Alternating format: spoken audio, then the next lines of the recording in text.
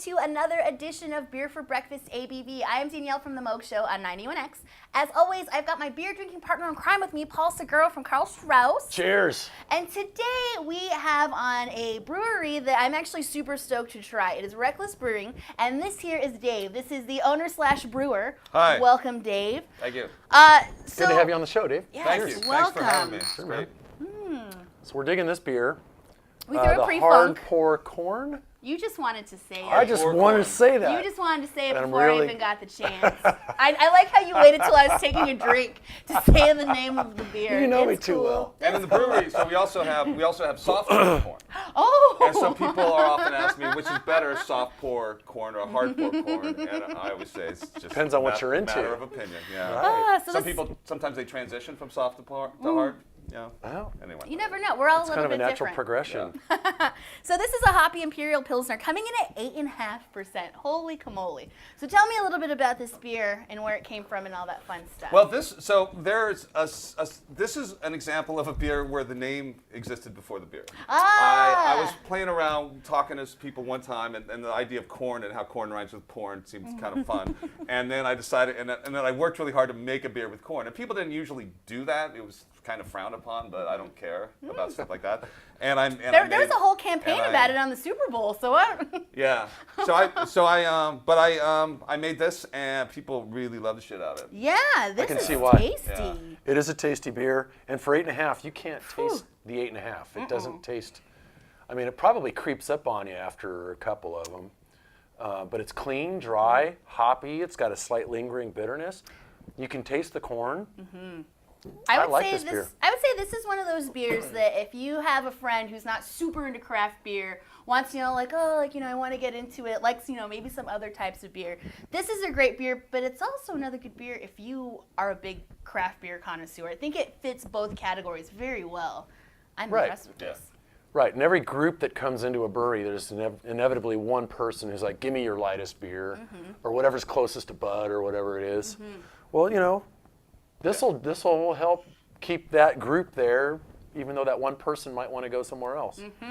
And it's got a big number Well, behind and it it's too. flavorful enough for people like us who want more flavor from beer. It's got enough tasty. complexity going on. What hops are used in this? Primarily Mosaic.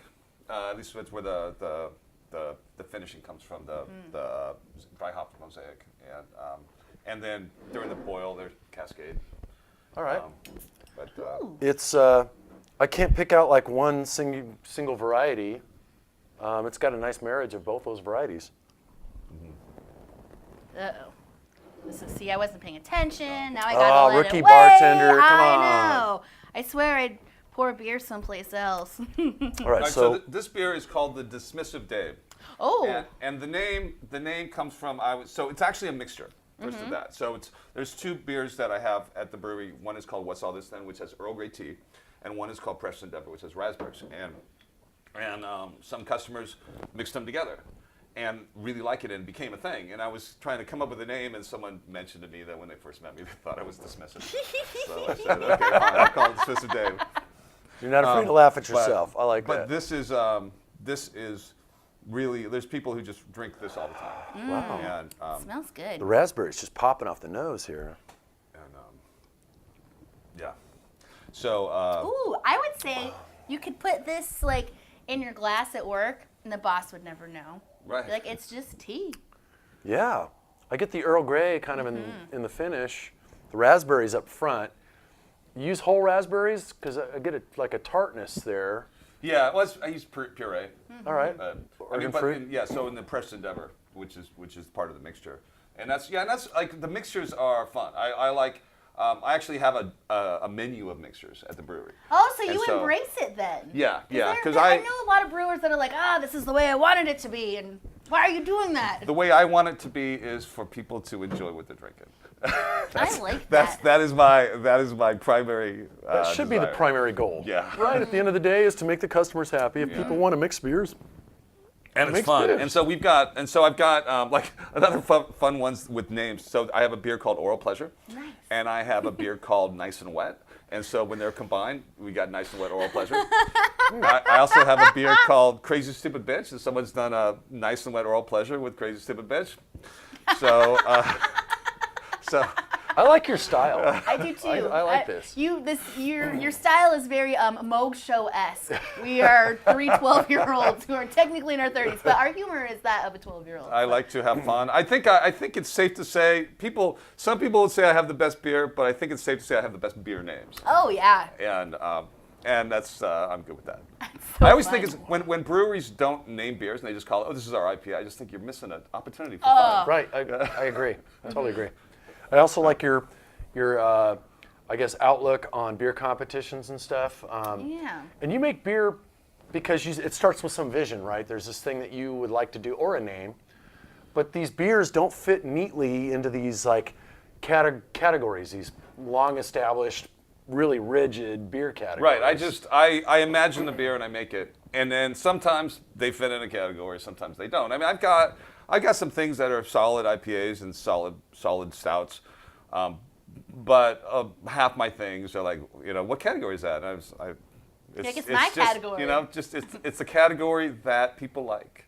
Well, It's like, competitions are nice, but at the end of the day, you got to sell beer. And I've seen breweries that win a gold medal and then they're out of business like 3 or 4 months later. Right. So make beer people like. That's yeah. I was trying to think of like this one, like if I closed my eyes and I just drank it, what I would think this style is, and I'm really, really bad at this. But I'm just gonna say I'm really, really bad at this. But I get like a little bit of like the phenolic, a little bit of like maybe like a saison type, a little bit of that spicy. That's Am I probably totally the Earl off? Grey tea that you're probably. Is that what I'm picking up? I don't get phenolic. Phenolic to me is like a Band-Aid flavor, and that's present in a lot of Belgian beers. I do get that Earl Grey flavor. Maybe that's what I'm picking which is kind of earthy and, very tea-like. I've only had one other Earl Grey beer, and that was from Automatic, Lee Chase. Oh yeah. He made an Earl Grey ESB I love that flavor. It's really nice, man. Yeah. I'm sorry this if was- I but yeah. stole your... No. But I remember back when I had a day job and I was just always thinking about beer and what I could do, and I was getting myself a cup of coffee, and there's coffee and beer all the time. And I saw the tea and I was like, I've never heard of people putting tea in beer. And I tried a few different things. Some of them weren't as good. I tried like green tea, didn't quite work out, but this really worked out, and it was just like, because you can imagine it, but until you make it, you don't really know. I think Earl Grey is a perfect tea to use in beer. I've tasted chai tea in beer too, and that works sometimes depending on what the base style is. Yeah. But this is really good. I could see why people are digging this. I Yeah. could drink this all day, and not think about it, not Right. mind F it. So this is called Coffee Badger Don't Care. So there's a base beer called Honey Badger Don't Care, which is dark and has a significant amount of honey. That is a favorite and also doesn't fit in a category. But this is that with coffee. And Ooh, the coffee totally pops off the nose on this. and That's really coffee forward on Oh the nose. yeah, it really is. coffee forward. And I think it really balances the sweetness that comes with the plain Honey Badger. Yeah, this is one of my Wow. This is one of my favorites. I'd say you could get away with saying that this is cold press, and nobody would even Yeah. bat an eye. They'd be like, "Oh, that's some good cold press." The nice thing about the coffee, or the honey in the finish, is it sweetens out the coffee a little bit. Yeah, it works really well. It does. And this is 10.5%. Oh, Holy so- cow, Dave! So- this my beer's a goodness. sniper. you guys do not mess around over at Reckless. I don't mess around. It's funny. A while ago, someone was like compiling a list of all the the sessionable beers, like things under 5%. And like out of my, Did you have odd beer? out of like the 30 beers that I make, there's like 3 that are 5% or less. But So for anyone who hasn't been to the tasting room, where do we find you? unfortunately for them, the only place is the tasting room. Okay. But it's also fortunate too, because the tasting room, I mean, I like to make it an experience. It's really, some people really love it, as long Yeah. as you playful in spirit. Okay. There's lots of games. So I have this thing, and go to my website and check it out, recklessbrewing.com.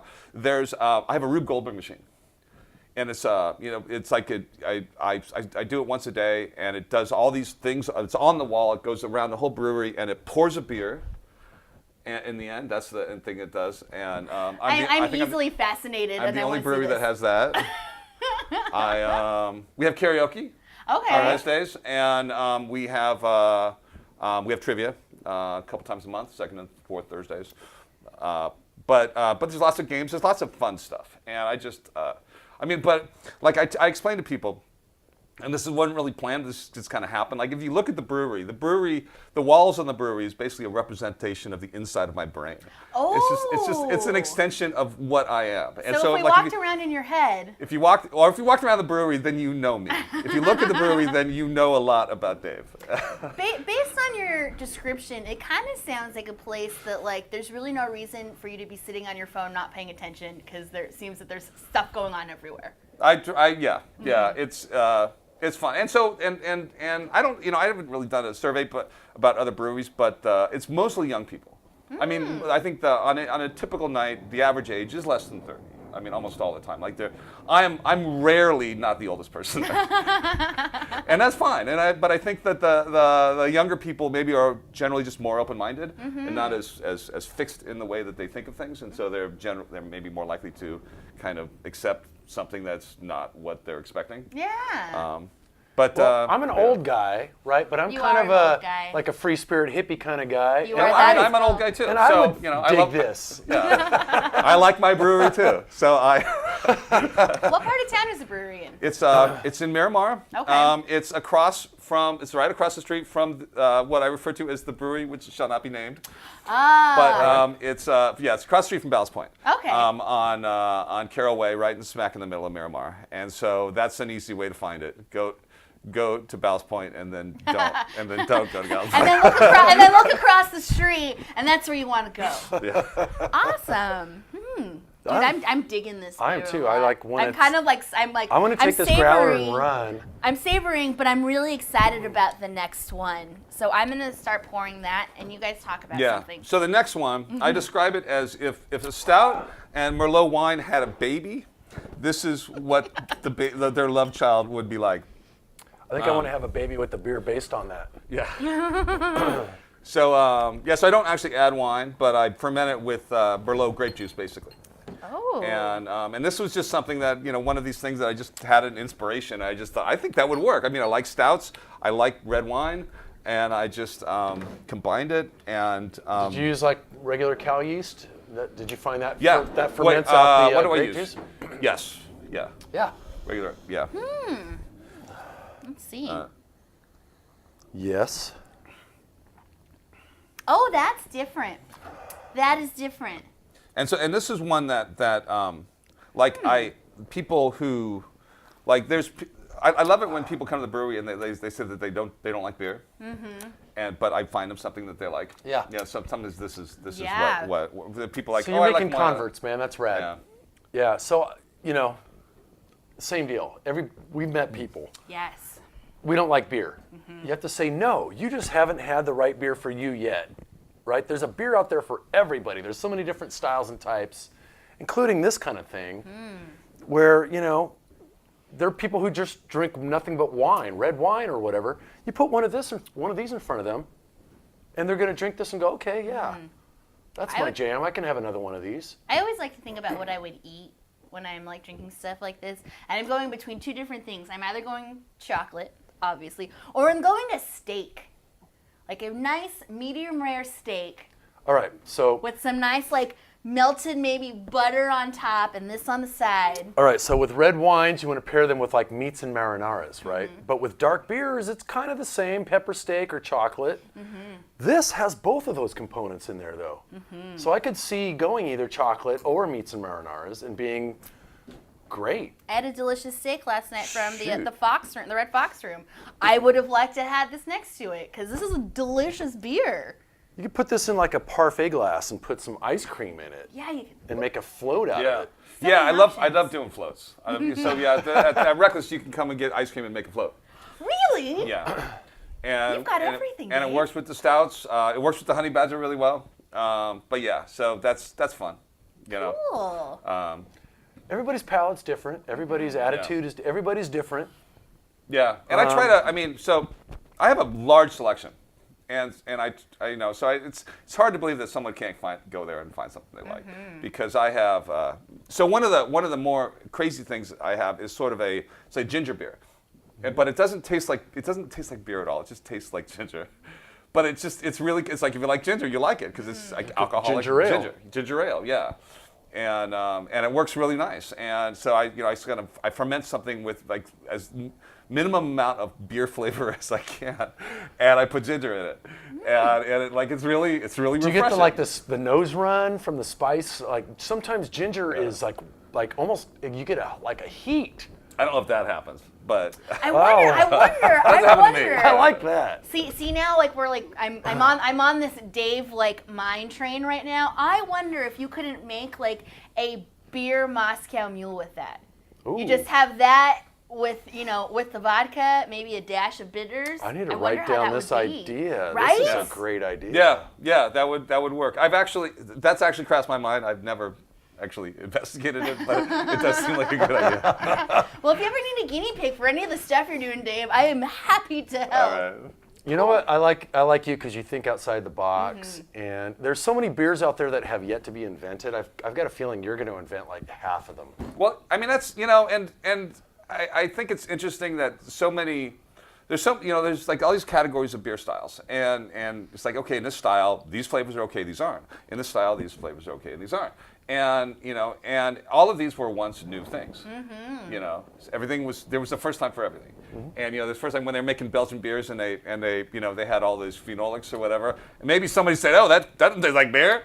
Yeah. It's like some people was like, "Yeah, but I like it. It's still good." So there were probably some people who were like, "This is IPAs. garbage. Let's throw this out." And they were, "Wait a minute. This is really good." Yeah. That Band-Aidy, that clovey thing, that's really nice, man. Let's keep that. Well, it seems like you're keeping the fun in beer, Dave. That's I appreciate exactly that. what I'm doing. Because beer should be fun. That's awesome. Well, Should be. if you ever want a totally different experience when it comes to a brewery, go check out Reckless Brewing. It's right there across from that place that we're not talking about, but you'll see it and go across the street. Dave, thank you so much for making time to come on here for breakfast. Thanks for having me. What's the best way to keep up with Reckless Brewing? So, Facebook. You can also, on our website, I send out emails every week or two, and sometimes they have news about beer at the brewery. Sometimes they're just my rants, but apparently I'm really funny. So I've been entertained the entire time. so you'll learn a lot about me by reading the emails I sent out too. Which I love it when people come in and say, "I love your emails." I like the other day I was at work and I was laughing out loud and people were like, I didn't understand why I was laughing. So I do that. So that's anyway. For entertainment reasons. Tooting my own horn here, but you can do that. That's fun to do that. But come into the brewery, check it out. Fantastic. Well, thank you so much, Dave. Yeah, As man. always, Paul, thanks for hanging out. Want to come in on Thanks Friday? for letting me hang out. Yes. Well, like I always say, without you, I'm just like a drunk girl. So I want to drinking come on in camera. Friday morning and tell people about these beers. Yes, so in case you've been living underneath a rock, every Friday morning, Paul comes on the Moog Show at 9:20, and he tells the Moog Show as well as you what you should be drinking. So we will be featuring Reckless Brewing this week, and you're not going to want to miss it. Thank you so much for enjoying Beer for Breakfast ABV. If for some reason you've missed a previous episode, you can find it all at 91x.com. Thank you, and cheers to independent craft beer. Cheers to independent craft beer. My glasses. Oh, no! we need to refill your glass. refill. 91